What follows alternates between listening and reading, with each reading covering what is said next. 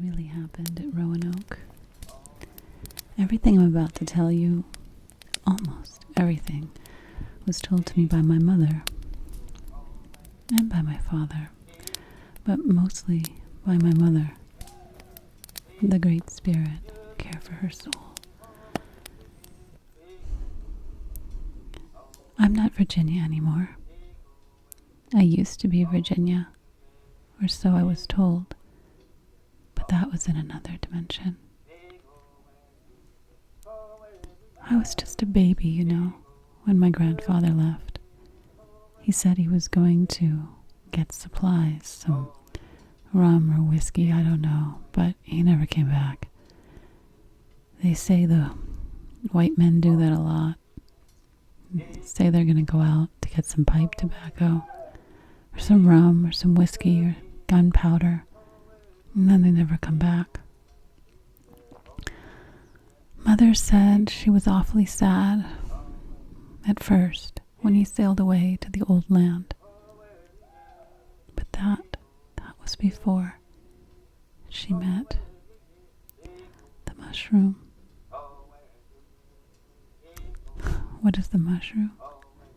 You're so silly. You don't know who the mushroom is?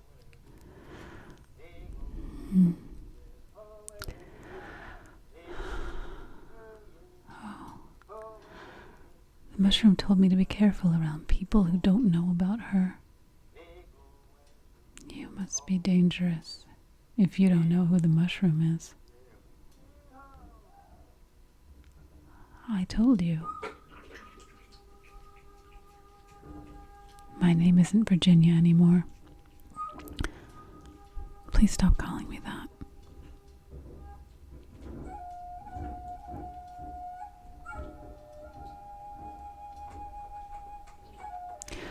My name means the one who returned.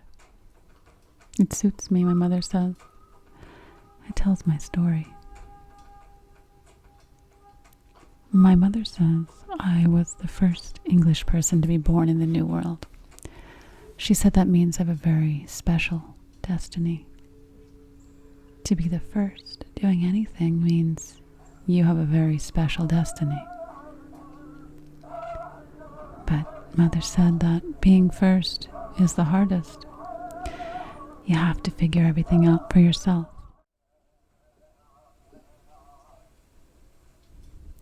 The English left my mother and my father and all the other aunts and uncles to starve or to be eaten by wolves.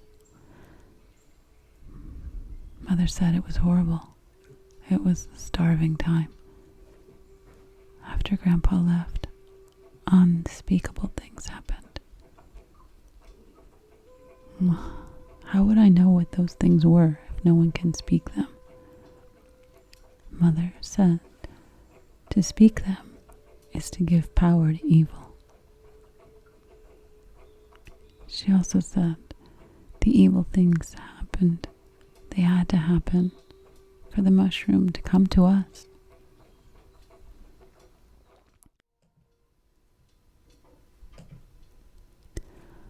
Mother says it wasn't long before there were only a few of her people left.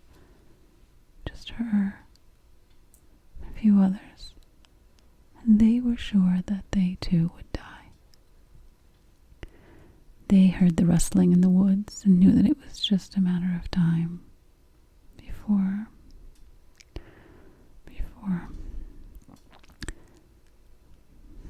they were sure that the heathens would come for them soon. The people they called the heathens. The brown-skinned people with sharpened, glistening arrowheads who would appear from time to time among the leaves. So Mother and the others sat around the fire, and they spun stories about the brown-skinned people.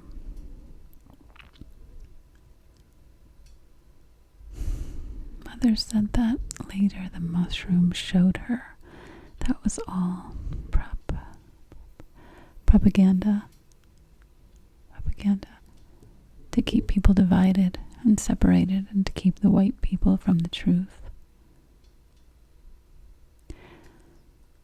The gold fever told the English that my people, my real people, are devils.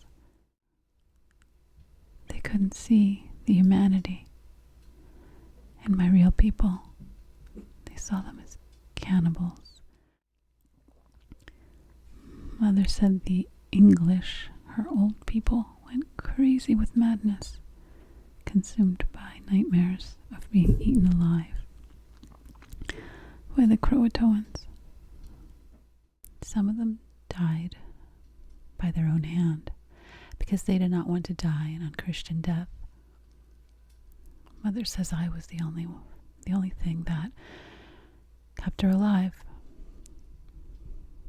But she said she went through a period of darkness where she stared down at my face as I suckled at her bosom and wept at what my fate would be.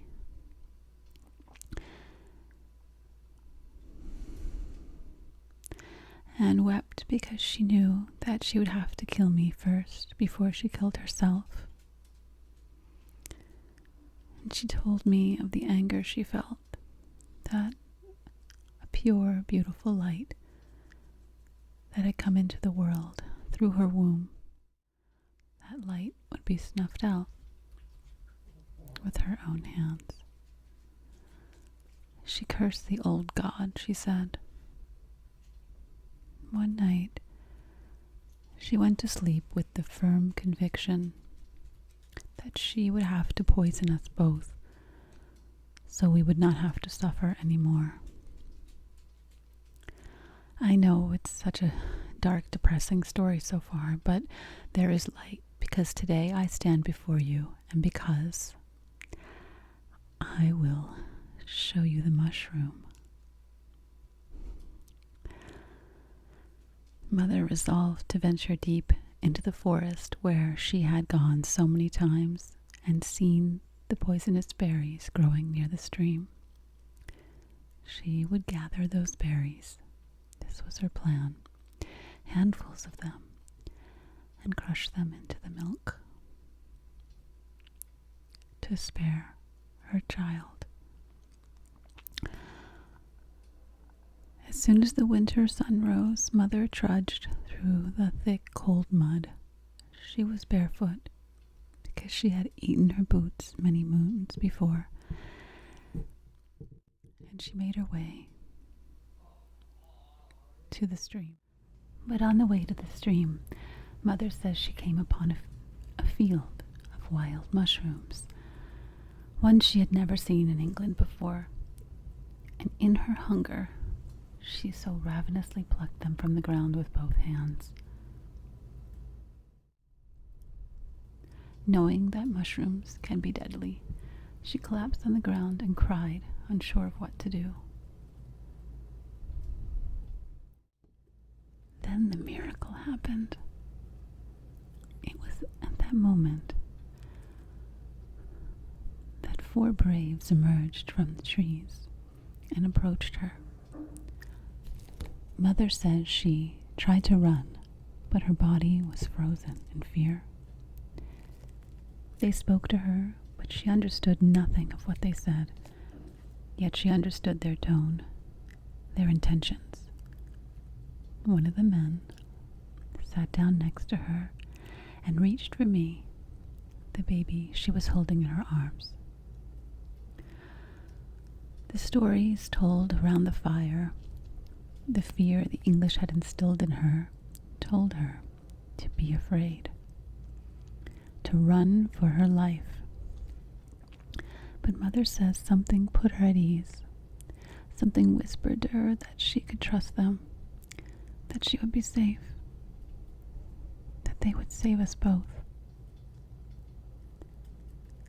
The soft fragrance of their skin, the gentleness of their eyes, the steadiness of their hands, Mother said, all corroborated what the voice was whispering to her. Mother thought maybe they had come for the mushrooms. Maybe their people had run out of food too. So she opened her hand and offered the mushrooms to the brave sitting next to her. He bowed his head and took all of them from her hand. He passed all of them except 3 to the other braves. They spoke to each other, and one of them offered my mother a pouch of water. The brave, sitting closest to her, took me from her arms and handed my mother 2 mushrooms and kept 1 for himself. He gestured for her to eat and then to drink. Mother said it was like a good doctor giving her a prescription, so she complied. At that moment, she could not understand why or how. Moments later, a few flutters of a butterfly's wings later, Mother says the darkness left her, and a deep compassion, a love of peace swelled up inside of her. For the first time in many moons, she laughed. She laughed at her fear, her desperation, her doubt, her lack of faith. She claims she saw the faces of God in the faces of those braves. Mother always said that she couldn't remember much more after that. She remembered falling asleep. It was a deep, soothing, refreshing sleep. And for the first time in so long, she had someone to tend to me.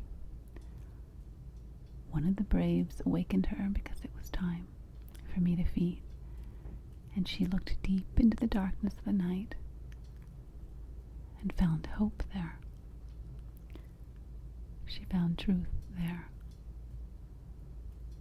And she fed me that night.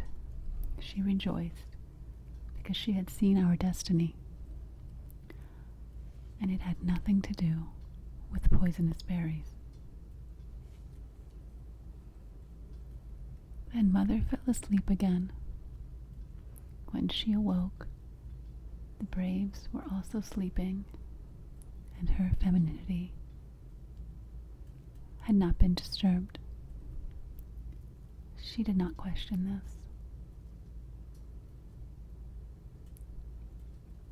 If she had, I think she would have felt angry with herself for questioning. She planned to return to her village and tell them of the love she and the braves shared that night under the spell of the mushrooms. She stood up and began to harvest as many mushrooms as she could, filling her pockets with them. The braves awoke soon after and began collecting mushrooms too. Although she had intended to head straight back to her village, she found herself following the braves to theirs, almost as if she was returning home. She felt no fear of what would happen when she arrived there. Mother arrived at the village with the braves, whereas before she would have looked upon the Croatoan with great pity, fear, anger, and revulsion.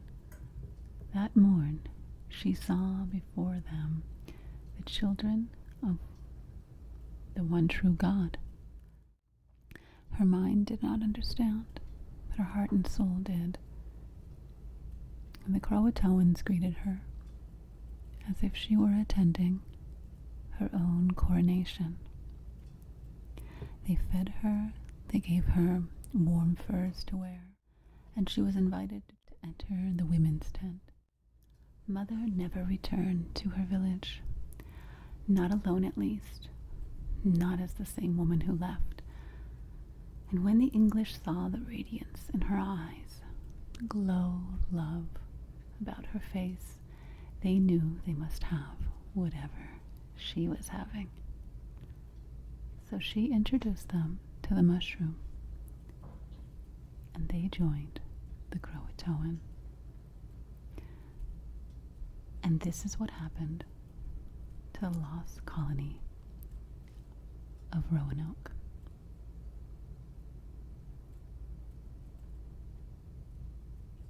What happened when Grandpa returned? Well, Mother hid from him. Was she ashamed? Ashamed? Of course not. She was proud. But she did not want to lose her new life, her new freedoms, her new rights. Mother says the English always called the Indians backwards. She said the Indians were believed to be lost to the devil, ignorant. But her life in England had never been as good as it became among the Croatoan. Here, Mother sat on the council. She says no woman had ever done that before. Here, Mother was a leader, not a servant or a helpmeet. Here, Mother enjoyed pleasures and peace she never knew among the English, who are never satisfied and always quarreling amongst themselves, usually over money.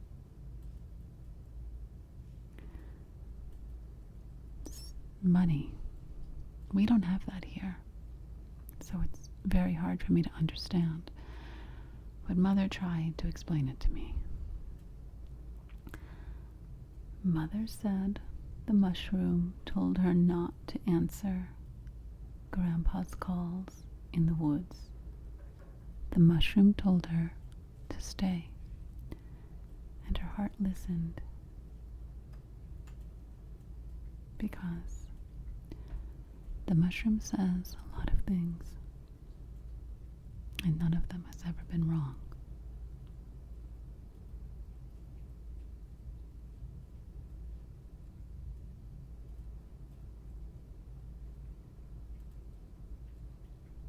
Why didn't we answer when we heard them calling out to us? I just explained that to you. Because this is paradise. We have everything we need here. So much more than we would there. They are so primitive, the English.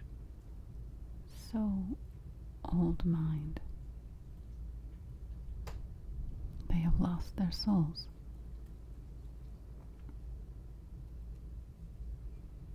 Why did we stay among the Croatoan?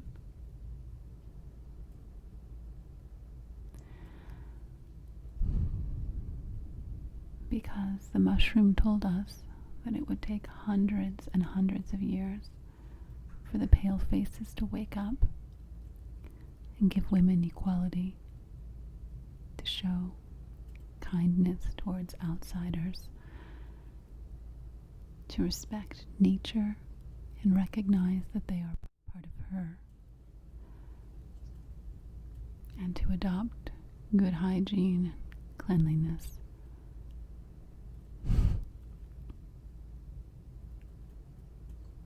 And that is why we stayed among the Croatoan. Because Mother said to go back to the English would have been like going back in time and leaving paradise.